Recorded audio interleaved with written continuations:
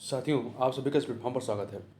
इस वीडियो में हम लोग जो है आगामी यूपीपीएससी 2024 की प्रारंभिक परीक्षा को ध्यान में रखते हुए जो है कुछ टेस्ट पेपर को देख रहे हैं और इसी कड़ी में हम लोग जो है जो फिजिक्स वाला कोचिंग संस्थान है इनके द्वारा जो यूपीपीएससी 2024 को ध्यान में रखते हुए जो सेक्शनल टेस्ट सीरीज कराए गए हैं उसी में से एक टेस्ट पेपर को यहाँ पर हम लोग कंप्लीट करेंगे। ये टेस्ट पेपर आपका एंशियंट हिस्ट्री से संबंधित है, मतलब प्राचीन इतिहास के। इसमें 75 प्रश्न दिए गए हैं, काफ़ी अच्छे प्रश्न हैं। इन प्रश्नों को हम लोग पूरी व्याख्या के साथ इस वीडियो में देखेंगे। तो चलिए प्रारंभ करते हैं इसको। इसमें आपका जो पहला प्रश्न है कि हड़प्पा सभ्यता की उत्पत्ति के संबंध में निम्नलिखित में से कौन सा जोड़ा सही नहीं है।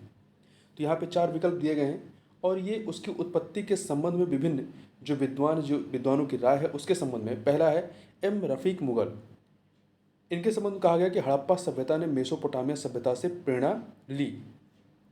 हड़प्पा सभ्यता ने मेसोपोटामिया सभ्यता से प्रेरणा ली, ये एम रफ़ीक मुगल का मानना नहीं था। देखिए, एम रफ़ीक मुगल का मानना है कि हड़प्पा सभ्यता का विकास रावी नदी क्षेत्र में हड़प्पा में हुआ था। उन्होंने उस पुरानी मान्यता का खंडन किया जो कि हड़प्पा सभ्यता, ये कहा जाता है कि हड़प्पा सभ्यता ने मेसोपोटामिया सभ्यता से प्रेरणा ली, इसका विरोध किया था, खंडन किया था, ना कि इसका समर्थन किया था। इसलिए आपका जो पहला विकल्प है वो गलत है। दूसरा, ई जे एच मैके इनका मानना था कि सुमेर से लोगों का प्रवास हुआ तब हड़प्पा सभ्यता का विकास हुआ। उसी प्रकार से मोर्टिमर व्हीलर का मानना था कि पश्चिमी एशिया से सभ्यता के विचारों का प्रवास होने से हड़प्पा सभ्यता का विकास हुआ। और जो अमलानंद घोष थे, इनका मानना था कि हड़प्पा सभ्यता का उद्भव हड़प्पा सभ्यता की परिपक्वता से हुआ। तो ये बाकी सही है, आपका ए ऑप्शन जो है वो सही नहीं है। आगे चलते हैं। 2 यहाँ पे सूचियाँ दी गई हैं, प्राचीन स्थल और उनके पुरातात्विक खोज क्या, वहाँ से खोजा क्या गया, इसे सुमेलित करना। देखिए, लोथल से बंदरगाह खोजा गया, एक बंदरगाह रहा है, गुजरात में स्थित है। 2 से मिलाइए। कालीबंगन से जोता हुआ खेत, 1 से मिलाइए। धौलावीरा से, जो कि आपका कहाँ पे, गुजरात में ही है, ठीक है।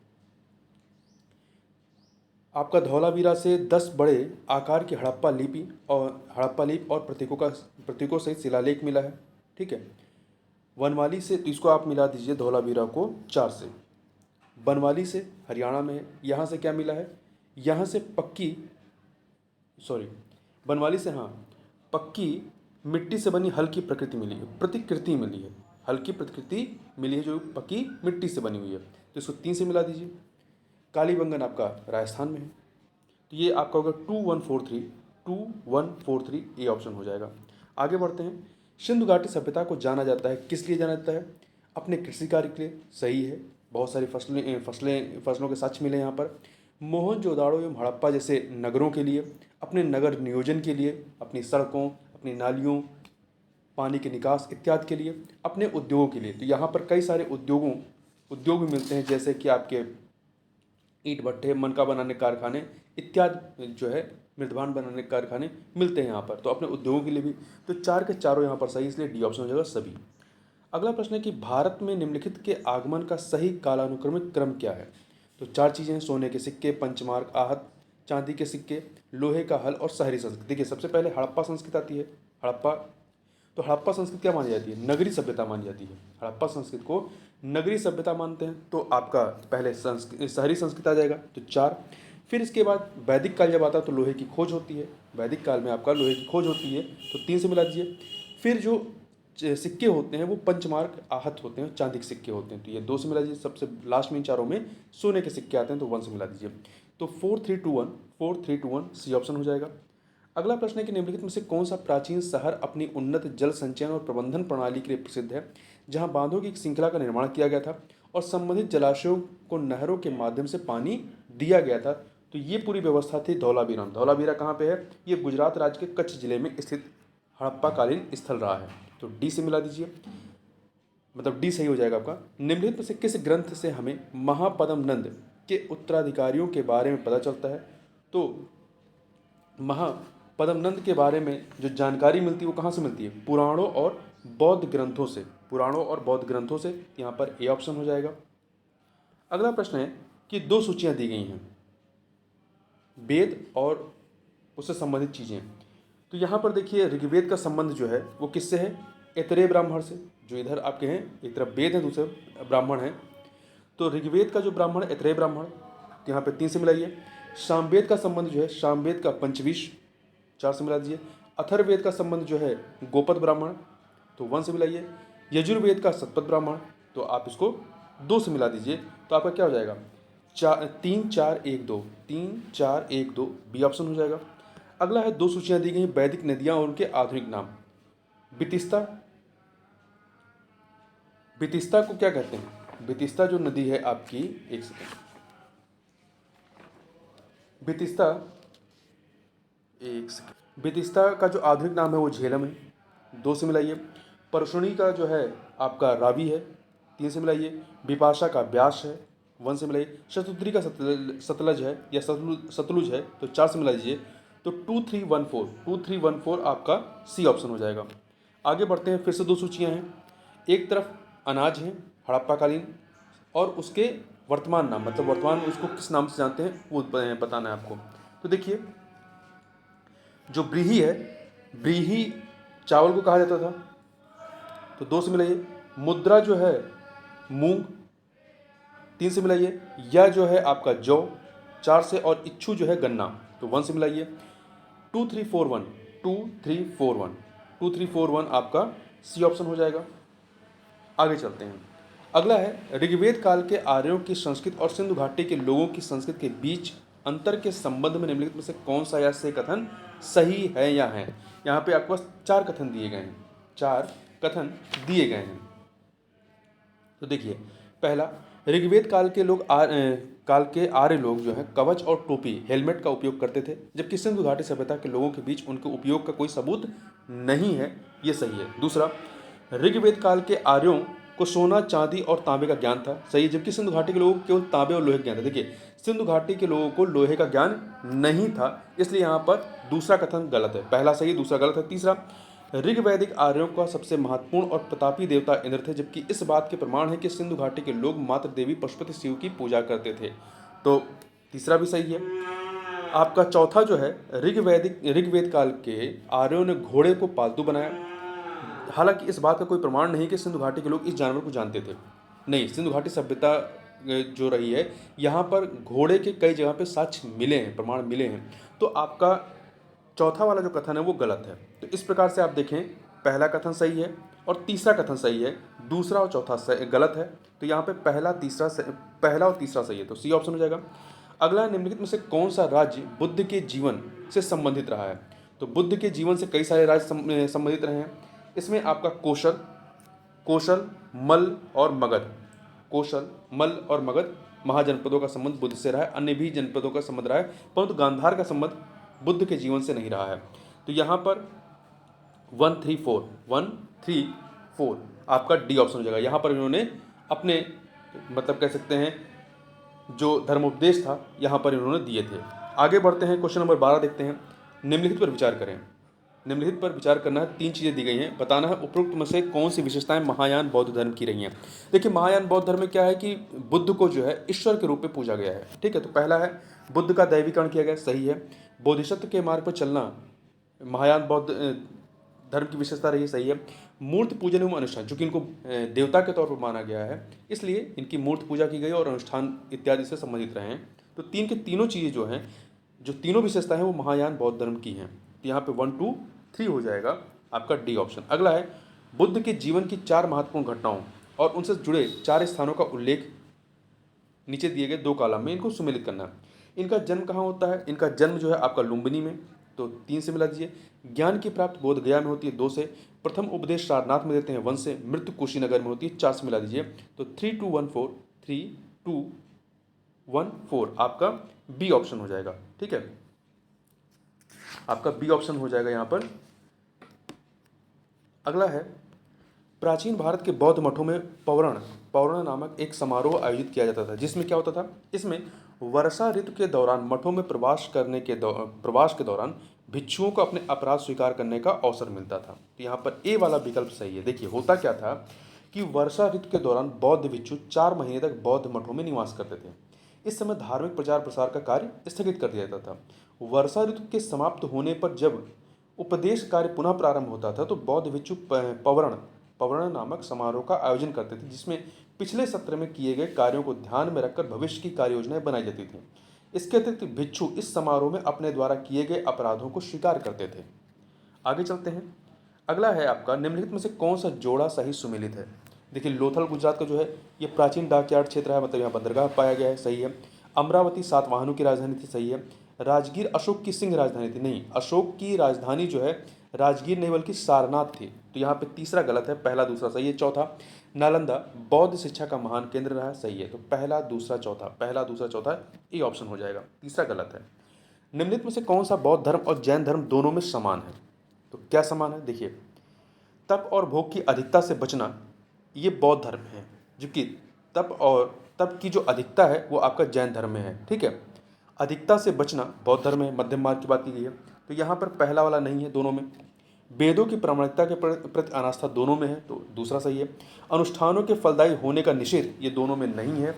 जीव हिंसा का निषेध, अहिंसा, ये दोनों में है, तो पहला और चौथा नहीं, अनुष्ठानों के फलदायी होने का निषेध भी है, तो दूसरा तीसरा चौथा, दूसरा तीसरा चौथा, ठीक है, दूसरा तीसरा चौथा सही है, ये ऑप्शन हो जाएगा। अगला है, प्रारंभिक मध्ययुगीन काल में बौद्ध धर्म के पतन का कारण क्या था, इसकी शुरुआत क्यों हुई। तो देखिए, कई सारे कारण थे इसमें। पहला जिसमें एक कारण यह है कि उस समय तक बुद्ध को विष्णु का अवतार माना जाता था और वे वैष्णव धर्म का हिस्सा बन गए थे, ठीक है, तो ये भी एक कारण था बौद्ध धर्म के समाप्त होने का। दूसरा, अंतिम गुप्त राजा के समय तक मध्य एशिया की आक्रमणकारी जनजातियों ने हिंदू धर्म अपनाया और बौद्धों पर अत्याचार किया, ये कथन आपका गलत है, सही नहीं है, ठीक है। तीसरा, गुप्त वंश के राजाओं ने बौद्ध धर्म का घोर विरोध किया। देखिए, विरोध नहीं किया था, परंतु जिस प्रकार से पहले मौर्य और कुषाण साम्राज्य ने संरक्षण दिया था उस प्रकार का संरक्षण भी नहीं देते, परंतु विरोध भी नहीं करते हैं, ठीक है, तो तीसरा भी गलत है। तो यहाँ पर केवल पहला कथन ही, इसके कारणों में पहला वाला कथन ही सही है, ठीक है। कई अन्य कारण थे, जैसे कि अन्य भारतीय धर्मों के साथ धार्मिक प्रतिस्पर्धा और बाद में इस्लाम भी महत्वपूर्ण कारक था। ब्राह्मणों का उदय और सामाजिक राजनीतिक प्रक्रिया में उनके प्रभाव में वृद्धि होती है, ये भी कारण था, ठीक है। तो इस प्रकार से कई सारे कारण रहते हैं। आगे बढ़ते हैं। अगला प्रश्न है कि दो सूचियां दी गई हैं, तीर्थंकर और उनके प्रतीक चिन्हों को यहाँ सुमेलित करना है। पार्श्वनाथ जो है ये जैन धर्म के 23वें तीर्थंकर थे, 23वें तीर्थंकर थे। इनका जो प्रतीक रहा है वो सर्प रहा है, तो 3 से मिलाइए। आदिनाथ, जिसे हम लोग ऋषभनाथ के नाम से जानते हैं, आदिनाथ जिसे हम लोग ऋषभनाथ के नाम से जानते हैं, ये जैन धर्म के प्रथम तीर्थंकर थे, जैन धर्म के प्रथम तीर्थंकर थे। और इनका जो प्रतीक चिन्ह था वो था बैल, वृषभ, तो इसको 1 से मिलाइए। महावीर 24वें तीर्थंकर थे, अंतिम तीर्थंकर। इनका जो प्रतीक चिन्ह रहा है वो है सिंह रहा है, तो 2 से मिला दीजिए। शांतिनाथ 16वें नंबर के जैन तीर्थंकर थे। इनका जो प्रतीक चिन्ह था हिरण था, तो आप इसको 4 से मिला दीजिए। तो 3 1 2 4 आपका सी ऑप्शन हो गया।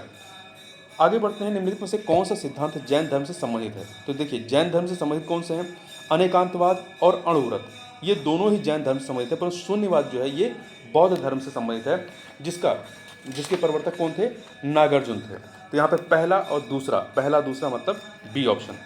अगला है, जैन साहित्य से संबंधित निम्नलिखित कथनों को पढ़ें और सही विकल्प का चुनाव करें।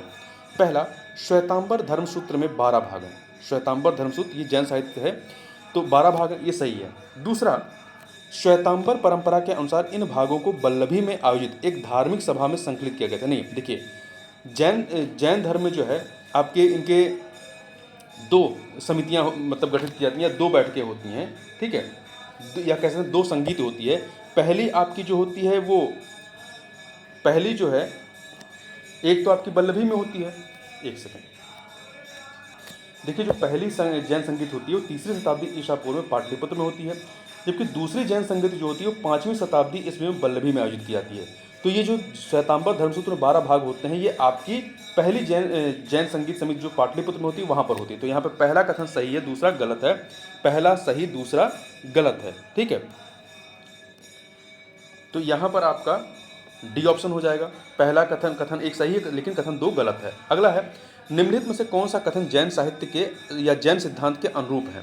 पहला, कर्मों को नष्ट करने का अमोघ उपाय तपस्या है, ये कथन आपका सही है, ये कथन सही है। दूसरा, प्रत्येक पदार्थ यहाँ तक कि सबसे छोटे कण में भी एक आत्मा होती है, ये भी सही है, पहला सही, दूसरा सही। तीसरा, कर्म आत्मा का विनाशक है और इसे समाप्त किया जाना चाहिए, ये भी सही है, तीनों यहाँ पर सही हैं, तो आपका 1 2 3 सी ऑप्शन हो जाएगा। उत्तर प्रदेश में जैन एवं बौद्ध दोनों का प्रसिद्ध तीर्थ स्थल कौन सा है? कौशाम्बी है। कौशाम्बी है, ठीक है। और कौशाम्बी में कई सारे मठ हैं, जैसे कि घोषताराम बिहार जो है वो यहीं पर स्थित है। आगे चलते हैं, 2 सूचियां दी गई हैं, इन्हें सम्मिलित करना है। जैन धर्म का जो प्रमुख स्थल है कौन सा है, कहाँ पे है? पावापुरी में, 3 से मिलाइए। हिंदू धर्म का आपका वाराणसी, 4 से मिलाइए। इस्लाम धर्म का मदीना, 1 से मिलाइए। ईसाई धर्म का वेटिकन सिटी है, 2 से मिला दीजिए। तो 3 4 1 2 ए ऑप्शन हो जाएगा।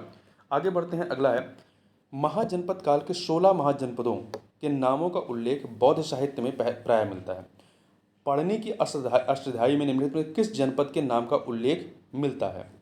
तो देखिए, इनके जो अष्टाध्यायी है इसमें कई सारे जो महाजनपद हैं उनका उल्लेख मिलता है। जैसे जैसे इसमें आप देखेंगे तो मगध का मिलता है, अश्मक का मिलता है और आपका कंबोज का मिलता है, ठीक है। मगध, अश्मक, कंबोज, इसके अतिरिक्त गंधार, शूरसेन आदि का मिलता है, परंतु चेदी और वत्स का नामोल्लेख नहीं मिलता है। तो मतलब ए बी सी मतलब आपका बी ऑप्शन हो जाएगा। अगला है, बिंदुसार के शासनकाल के दौरान अशोक ने अवंती महाजनपद पर विजय प्राप्त की थी और इसे मौर्य साम्राज्य में मिला लिया था। इसका उल्लेख किस पुस्तक में मिलता है? तो इसका उल्लेख जो है बुद्ध घोष के संपत पशाधिका में मिलता है। अगला, निम्नलिखित में से कौन सा अधिकारी मौर्य प्रशासन का हिस्सा नहीं था? तो मौर्य प्रशासन कई सारे अधिकारी, जैसे कि युक्ति जो है, युक्ति ये कह सकते हैं ये जिलाधिकारी थे जो राजस्व एकत्र करते थे। रज्जुक पहले वे केवल राजस्व विभाग में ही कार्य करते थे, बाद में न्यायिक शक्तियां दे दी गई। प्रादेशिक या प्रभाग का मुख्य अधिकारी था। वर्तमान मंडलायुक्त की भांति इसे भी न्याय का कार्य करना था। वह प्रांतीय गवर्नर था, परंतु इसमें अग्रहारिका का उल्लेख कहीं पे नहीं है। मौर्य प्रशासन में अग्रहारिका नामक अधिकारी का उल्लेख नहीं मिलता है, तो यहाँ पर बी वाला इसका हिस्सा नहीं था। आगे बढ़ते हैं, सम्राट अशोक ने अपनी तीर्थ यात्रा के दौरान निम्नलिखित स्थानों का दौरा किया या वहाँ गए, उसने कौन सा मार्ग अपनाया था? तो देखिए, इन्होंने जो मार्ग अपनाया था वो कौन सा था? सबसे पहले ये लुम्बिनी जाते हैं, जहाँ पर बुद्ध जी का महात्मा बुद्ध का जन्म होता है। तो लुम्बिनी से अपनी यात्रा ये चालू करते हैं, लुम्बिनी जाते हैं। फिर इसके बाद बोधगया जाते हैं, बोधगया, फिर कपिलवस्तु जाते हैं। कपिलवस्तु के बाद ये जो है सारनाथ जाते हैं, जहाँ पे पहली शिक्षा महात्मा बुद्ध ने दी थी। तो 5, फिर इसके बाद जो है ये कुशीनगर जाते हैं, कुशीनगर, और सबसे लास्ट में श्रावस्ती जाते हैं, 6। तो 4 2 1 5 सॉरी यहाँ पे 3 होगा, 4 2 1 5 3 6। मतलब सबसे पहले कहाँ जाते हैं? लुम्बिनी से यात्रा प्रारंभ करते हैं, फिर जाते हैं बोधगया, फिर पहले लुम्बिनी जाते हैं, लुम्बिनी से कपिलवस्तु जाते हैं, लुम्बिनी से कपिलवस्तु जाते हैं, फिर बोधगया जाते हैं। बोधगया के बाद ये सारनाथ जाते हैं, सारनाथ के बाद जो है कुशीनगर जाते हैं, कुशीनगर से श्रावस्ती जाते हैं। अगला, निम्नलिखित लोग किसी न किसी समय भारत आए थे, मतलब ये यात्री रहे हैं। तो 4 लोगों के नाम हैं, इनके आगमन का सही कालक्रम हमें बताना है कौन सा है। सबसे पहले मेगस्थनीज इनमें आएंगे। मेगस्थनीज जो है ये चंद्रगुप्त मौर्य के दरबार में से संबंधित रहते हैं। तो 3, फिर आपके आते हैं फाहियान, ये चंद्रगुप्त द्वितीय के समय के थे, चीनी यात्री, 1 से मिलाइए। फिर आते हैं हेनसांग, ये हर्षवर्धन के समय में आते हैं, हर्षवर्धन के समय में ये आते हैं 7वीं शताब्दी में, तो ये 4 हो जाएगा। फिर सबसे लास्ट में इत्सिंग आएंगे, इत्सिंग आते हैं, ये भी 7वीं शताब्दी में आते हैं, चीनी यात्री थे, तो 2 हो जाएगा। तो 3 1 4 2 ये ऑप्शन हो जाएगा, 3 1 4 2। आगे चलते हैं, अगला प्रश्न, निम्नलिखित में से कौन सा अन्य 3 का समकालीन नहीं है? देखिए, गौतम बुद्ध, प्रसेनजित और बिंबिसार, ये 3 के तीनों ही समकालीन रहे हैं, ठीक है। मगध साम्राज्य का वास्तविक संस्थापक बिंबिसार था और ये बुद्ध के महान मित्र और संरक्षक थे। तो ये महात्मा बुद्ध या गौतम बुद्ध और बिंबिसार मतलब एक ही समकालीन हो गए। प्रसेनजीत भी जो है, प्रसेनजीत कौशल महाजनपद के राजा थे और ये भी महात्मा बुद्ध के समकालीन थे। राजा प्रसेनजीत जो हैं वो राजा बिंबिसार के क्या थे? बहनोई थे। परंतु मिलिंद का जो समय है, मिलिंद जिसे मिनांडर भी कहते हैं, ये उत्तरी भारत में एक इंडो ग्रीक राजा थे। इनका समय जो है 155 या 165 से 130 ईसा पूर्व था। तो ये बुद्ध के समकालीन नहीं रहते हैं, तो यहाँ पे बी वाला ऑप्शन सही हो जाएगा। बाल विवाह की प्रथा प्रारंभ होती है कब से? कुषाण काल के दौरान प्रारंभ होती है।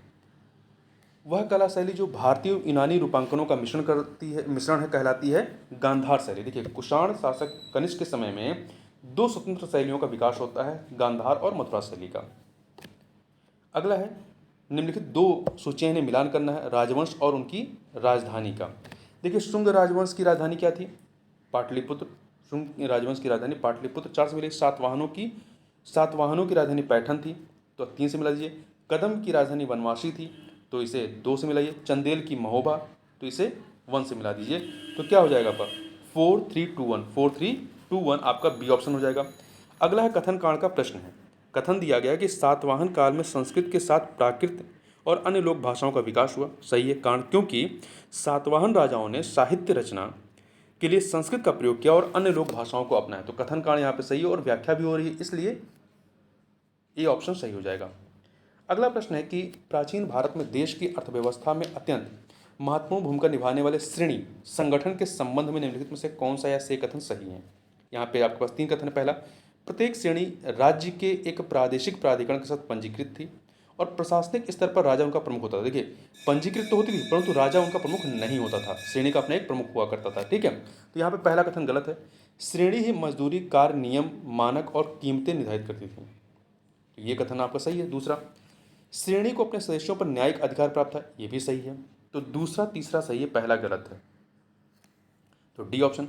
जैन ग्रंथों में बिंदुसार को किस नाम से पुकारा गया? जैन ग्रंथों की बात की गई है। ठीक है, ऐसे तो अमित्रोकाडिस भी कहा जाता है, ठीक है, अमित्रघात कहा भी जाता है, परंतु यहाँ पे जैन ग्रंथ पूछ रहा है, तो जैन ग्रंथ में सिंहसेन कहा गया है। देखिए यूनानी लेखकों ने बिंदुसार को जो है अमित्राकाडिस या अमित्रघात कहा है, जबकि जैन ग्रंथों ने सिंहसेन कहा है। तो यहाँ पे बी ऑप्शन हो जाएगा। अगला, निम्नलिखित कथनों को पढ़ें और सही विकल्प का चुनाव करें। कथन का 2 कथन है। पहला, कपिल सांख्य परंपरा के सबसे पुराने प्रस्तावक हैं या कह सकते हैं उसके प्रवर्तक रहे हैं। दूसरा, कपिल बताते हैं किसी व्यक्ति का जीवन प्रकृति की शक्तियों द्वारा आकार लेता है, न कि किसी दैवीय शक्ति द्वारा। ये भी कथन सही है। 2 के दोनों कथन यहाँ पर सही, इसलिए ए ऑप्शन हो जाएगा। आगे बढ़ते हैं। अगला प्रश्न है कि 2 सूचियाँ दी गई हैं, दर्शन शास्त्र और उसमें मोक्ष प्राप्ति के उपाय क्या बताए गए हैं, ये हमें सुमिलित करना। देखिए न्याय दर्शन में क्या कहा गया? तार्किक चिंतन को बताया गया है, 4 से मिलाइए। मीमांसा दर्शन में वैदिक अनुष्ठान करना, 3 से मिलाइए। सांख्य दर्शन में जो है सच्चे ज्ञान की प्राप्ति की बात की गई है, 1। वेदांत दर्शन में आत्मज्ञान की बात की गई है, 2। वेदांत दर्शन में ही शंकराचार्य, रामानुजाचार्य, मध्वाचार्य इत्यादि आते हैं। तो 4312 आपका सी ऑप्शन हो जाएगा। आगे बढ़ते हैं। विशिष्ट अद्वैत सिद्धांत के संस्थापक कौन थे? ये थे आपके रामानुजाचार्य, विशिष्ट द्वैत के संस्थापक। इन्होंने जो है शंकराचार्य के अद्वैतवाद के कह सकते हैं कि विरोध में, क्या कह सकते हैं, उसके समकक्ष अपना एक विचार प्रस्तुत किया था, जिसे विशिष्टाद्वैत सिद्धांत कहते हैं। ठीक है, आगे बढ़ते हैं। सम्राट हर्षवर्धन द्वारा 2 महान धार्मिक सम्मेलन कहाँ आयोजित किए गए थे? कन्नौज और प्रयाग में। अगला है, भारत भ्रमण पर आए चीनी यात्री युआन चुआंग, जिसे हेनसांग के नाम से जानते हैं, ने तत्कालीन भारत की सामान्य परिस्थितियों में संस्कृत का वर्णन किया। इस संदर्भ में निम्नलिखित में से कौन सा या से कथन सही है? यहाँ पे 3 कथन दिए गए हैं। 3 कथन दिए गए हैं। पहला है कि सड़कें और नदी मार्ग लूटपाट से पूरी तरह सुरक्षित है। नहीं, बिल्कुल नहीं, सड़कों पर यात्रा करना पूर्णतः सुरक्षित नहीं था, ऐसा हेनसांग ने कहा था। तो पहला कथन आपका गलत हो गया। दूसरा, जहाँ तक अपराधों के लिए सजा का सवाल है, आग, पानी और जहर किसी भी व्यक्ति की बेगुनाही को सत्यापित कर सकते हैं या अपराध तय करने के साधन थे, ये सही है दूसरा वाला। तीसरा, व्यापारियों को घाटों और नावों पर शुल्क देना पड़ता था, ये सही है। ठीक है, इसके अतिरिक्त उन्होंने कहा कि बताया कि ब्राह्मणवाद, बौद्ध धर्म और जैन धर्म सभी भारत में लोकप्रिय धर्म थे और सभी धार्मिक आस्थाओं के लोगों में पूर्ण सहिष्णुता थी और लोगों ने स्वेच्छा से अपना धर्म बदला था। तो यहाँ पर आपका दूसरा और तीसरा सही है, पहला गलत है, तो ये ऑप्शन हो जाएगा। भारतीय इतिहास के संदर्भ में निम्नलिखित में से कौन सी सामंती व्यवस्था के आवश्यक तत्व हैं? पहला, भूमि के नियंत्रण और स्वामित्व पर आधारित प्रशासनिक संरचना का उदय, ये सही है। बहुत मजबूत केंद्रीय राजनीतिक शक्ति और बहुत कमजोर प्रांतीय स्थानीय राजनीतिक शक्ति। देखिए जब केंद्रीय शक्ति जो है वो केंद्रीय राजनीतिक शक्ति बहुत मजबूत होगी तो सामंती व्यवस्था नहीं हो पाएगी। सामंती व्यवस्था तभी काम करेगी जब प्रांतीय स्थानीय राजनीतिक शक्ति मजबूत होगी, तो यहाँ पे दूसरा वाला गलत है। तीसरा, सामंत और उसके अधिपति के मध्य स्वामी और दास संबंध का निर्माण, तो यहाँ पर पहला सही है, तीसरा सही है, पहला और तीसरा सही है, दूसरा गलत है, सी ऑप्शन। भारत के इतिहास के संदर्भ में निम्नलिखित जोड़ियों पर विचार कीजिए, प्रसिद्ध स्थान और उनकी वर्तमान स्थिति। देखिए भिलसा मध्य प्रदेश में सही है, द्वार समुद्र जो है महाराष्ट्र में नहीं है, कर्नाटका में है, तो ये दूसरा गलत है। गिरनार गुजरात में सही है, थानेश्वर उत्तर प्रदेश में नहीं, हरियाणा में है, ये गलत है। तो पहला और तीसरा ही सही है, इसलिए डी ऑप्शन हो जाएगा। आगे बढ़ते हैं, अगला है मौर्य काल के दौरान जासूसों को निम्नलिखित में से किस नाम से जाना जाता था। तो मौर्य काल में जासूसों को संस्था, गुड्डा पुरुष, संचर इत्यादि नाम से जानते थे। जो गुप्तचर होते थे दो प्रकार के, संस्था और संचर। संस्था मतलब जो एक ही जगह पर रह के कार्य करते थे, संचर मतलब जो विचरण करते रहते थे। ठीक है, आगे चलते हैं। संस्था जो थे, संस्था एक ही स्थान पर कार्य करने वाले, और संचर जो हर स्थान की यात्रा करते थे, मतलब मूवेबल थे। आगे बढ़ते हैं, तो उपरोक्त के सभी डी ऑप्शन हो जाएगा यहाँ पर। सामंत प्रसादिका नामक ग्रंथ निम्नलिखित में से किससे संबंधित है। तो ये जो है आपका बुद्ध घोष से संबंधित है। अजंता और महाबलीपुरम के नाम से प्रसिद्ध दो ऐतिहासिक स्थलों में से कौन सी विशेषताएं सामान्य है। देखिए, अजंता महाराष्ट्र में है और महाबलीपुरम जो है आपका तमिलनाडु में है। लेकिन दोनों का निर्माण एक ही समयावधि में हुआ था? नहीं, दोनों का निर्माण अलग अलग समयावधि में हुआ है। ठीक है, अजंता जो है महाराष्ट्र के औरंगाबाद में है। इसका निर्माण ईसा पूर्व 2वीं शताब्दी से लेकर 7वीं शताब्दी ईस्वी तक होता है।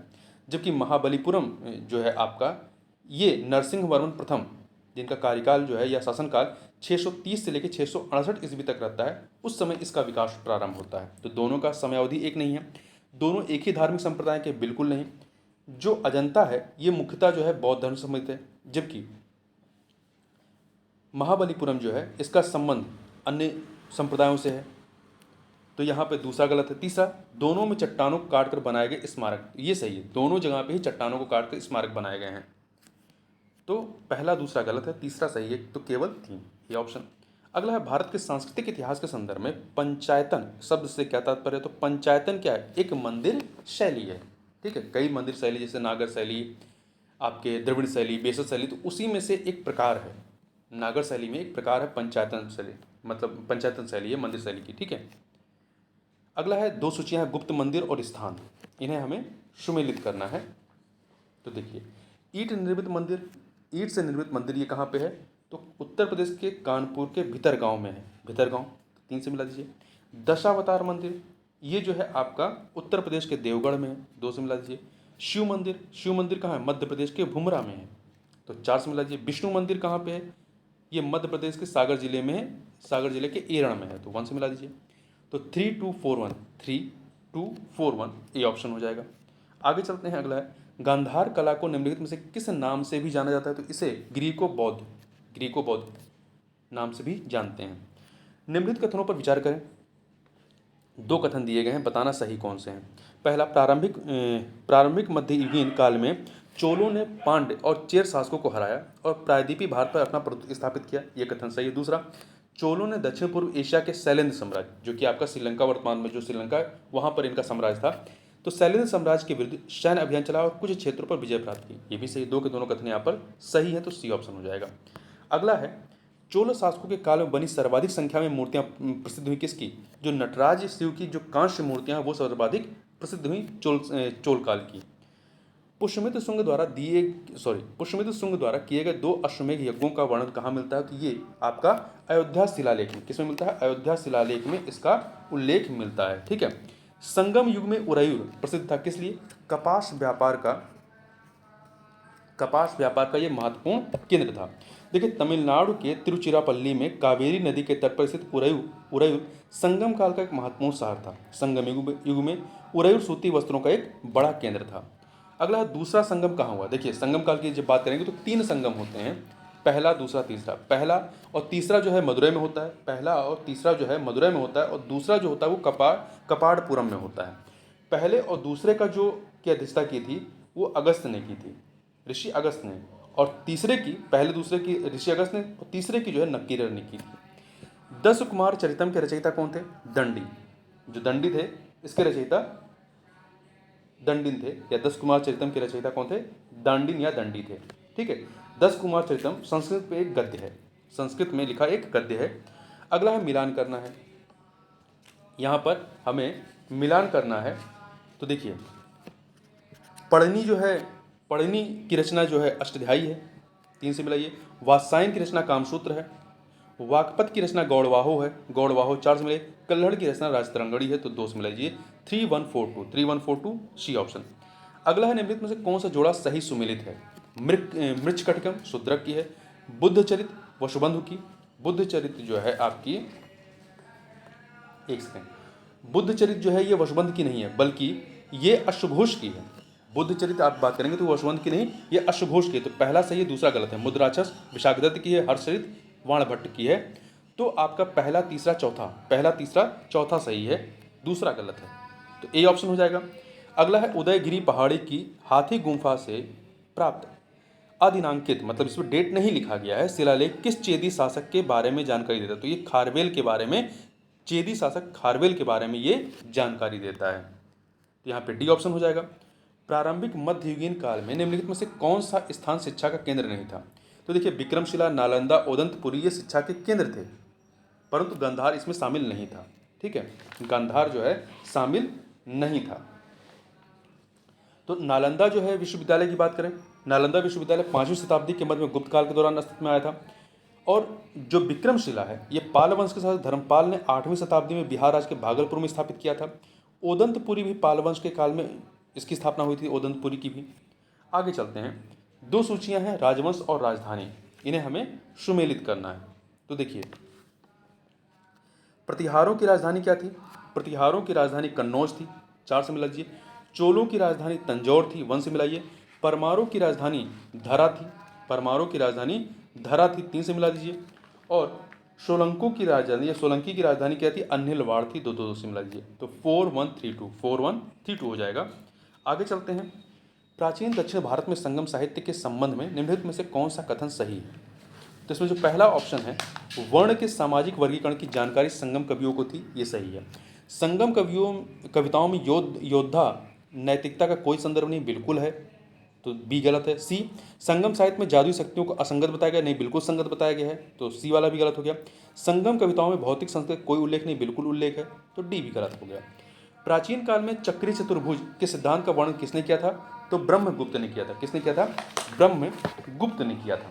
देखिए चक्री चतुर्भुज के सिद्धांत का वर्णन 7वीं शताब्दी ईस्वी में जो है ब्रह्मगुप्त ने किया। 5वीं शताब्दी ईस्वी तक भारत में त्रिकोणमिति में साइन, कोसाइन और व्युत्क्रम साइन के सिद्धांत ज्ञात थे। इसका उल्लेख जो है सूर्य सिद्धांत और आर्यभट्टी में मिलता है। अगला है, भारत में बौद्ध धर्म के पतन का अंतिम चरण किसे माना जाता है। तो नालंदा विश्वविद्यालय को ध्वस्त करने को जो है इसका अंतिम चरण माना जाता है। देखिए 1193 ईस्वी में बख्तियार खिलजी के अधीन आक्रमणकारियों ने नालंदा विश्वविद्यालय को नष्ट कर दिया था। इसे भारत में बौद्ध धर्म के पतन पर अंतिम आघात के रूप में देखा जाता है। आगे बढ़ते हैं, अगला प्रश्न है कि नागर शैली के मंदिर का सर्वोत्तम उदाहरण कौन सा है। तो उड़ीसा में स्थित जो लिंगराज मंदिर है ये, ठीक है, उड़ीसा के भुवनेश्वर में स्थित है। गढ़ैया निम्नलिखित में किससे संबंधित है। तो गढ़ैया जो है सिक्का से संबंधित रहे। सिक्का, गढ़ैया एक प्रकार का चांदी का सिक्का था। यह सिक्का सासैनियन सिक्कों की नकल पर बनाया गया था। अगला है, प्राचीन भारत में बिदक भागम कर का संबंध किससे रहा है।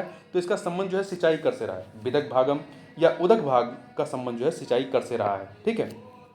अगला है, रुद्रदामन प्रथम निम्नलिखित में से किस शिलालेख से संबंधित रहे। तो ये जूनागढ़ अभिलेख से संबंधित रहे। किससे, जूनागढ़ शिलालेख से इनका संबंध रहा है। जूनागढ़ या गिरनार, ठीक है।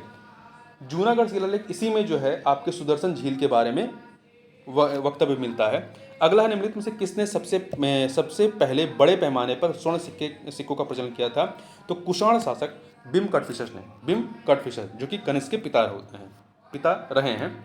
अगला है, कौटिल्य के अर्थशास्त्र के अनुसार मौर्यकालीन न्याय व्यवस्था में निम्नलिखित न्यायालय विद्यमान थे। तो यहाँ पे देखिए 2 प्रकार के न्यायालय मिलते हैं, धर्मीय या धर्मशी या धर्मस्थ, और दूसरा कंटक शोधन। धर्मस्थ जो न्यायालय था वो दीवानी न्यायालय था। धर्मस्थ जो था ये दीवानी न्यायालय था। कंटक शोधन जो है फौजदारी था। जो आपका कंटक शोधन फौजदारी न्यायालय था इसका न्यायाधीश प्रतिष्ठा कहलाता था, जबकि जो धर्मस्थीय था या धर्मस्थ जो दीवानी न्यायालय था इसका जो न्यायाधीश था वो पर्यावहर कहलाता था। तो यहाँ पर दूसरा चौथा सी ऑप्शन। अगला है, निम्नलिखित कथनों में ए और बी को पढ़ें और बताना है कौन सा सही है। देखिए 2 कथन दिए गए हैं ए और बी। पहला, दुनिया के सभी हिस्सों में 6ठी शताब्दी ईसा पूर्व एक महान धार्मिक उथल पुथल का काल था, सही है। वैदिक धर्म बहुत जटिल हो गया था, ये भी सही है। तो पहला दूसरा दोनों ही सही है, तो ए और बी दोनों ही सही है, तो यहाँ पे बी ऑप्शन हो जाएगा। कजरी नृत्य और चरकुला नृत्य शैलियाँ किस राज्य से संबंधित हैं। तो ये जो है आपकी लोक नृत्य हैं, ये उत्तर प्रदेश से संबंधित है, उत्तर प्रदेश से। ठीक है। अगला है निम्नलिखित में से किस ग्रंथ के अंतर्गत अघन्या शब्द का उल्लेख मिलता है? तो ये इसका उल्लेख ऋग्वेद मिलता है। वैदिक काल में जो गाय थी उसे अघन्या कहा जाता था, जो हत्या की योग्य नहीं मानी जाती थी। तो ऋग्वेद में इसका वर्णन है। अगला है निम्नलिखित में से कौन सा सुमेलित नहीं है? देखिए यहाँ पे महाजनपद, उसकी राजधानियों के बारे में बात की गई है। तो देखिए कुरु जो महाजनपद था, इसकी राजधानी चंपा नहीं थी बल्कि इंद्रप्रस्थ थी। चेदी की राजधानी शोथिवती थी। वत्स की कौशाम्बी थी। वज्र की वैशाली थी। तो यहाँ पे पहला वाला जो है ये सही नहीं है। निम्नलिखित में से कौन बचपन में विष्णुगुप्त के नाम से जाना जाता था? तो जो चाणक्य थे, चाणक्य को विष्णुगुप्त गुप्त के नाम से भी जानते थे, या कौटिल्य के नाम। इनका जो बचपन का नाम था विष्णुगुप्त था, इन्हें कौटिल्य के नाम से भी जानते रहे हैं। ठीक है। ये चंद्रगुप्त मौर्य के क्या थे? प्रधानमंत्री थे ये। निम्नलिखित में से किसने पेरिप्लस ऑफ द एरिथ्रस सी की रचना की? देखिए जो पेरिप्लस ऑफ द एरिथ्रस सी है, इसके रचयिता जो इसके राइटर है उसका पता नहीं मिलता। ये एक पांडुलिपि है, इसके रचयिता का कहीं पता नहीं, इनका मतलब नाम नहीं मालूम है। तो उपयुक्त में से कोई नहीं। जो टॉलमी है, टॉलमी इसने भूगोल की पुस्तक लिखी, जबकि आपका प्लिनी ने जो है नेचुरल हिस्ट्री लिखी है, और मेगस्थनीज ने इंडिका लिखी है। निम्नलिखित में से किस दक्षिण भारतीय राजवंश की प्रशासनिक विशेषता ग्राम प्रशासन की स्वायत्ता थी? तो चोल राजवंश था, इसकी जो एक विशेषता मिलती है वो ग्राम प्रशासन की मिलती है। तो इस प्रकार से इस वीडियो में बस इतना ही। मिलते हैं नेक्स्ट वीडियो, तक के लिए बहुत बहुत धन्यवाद।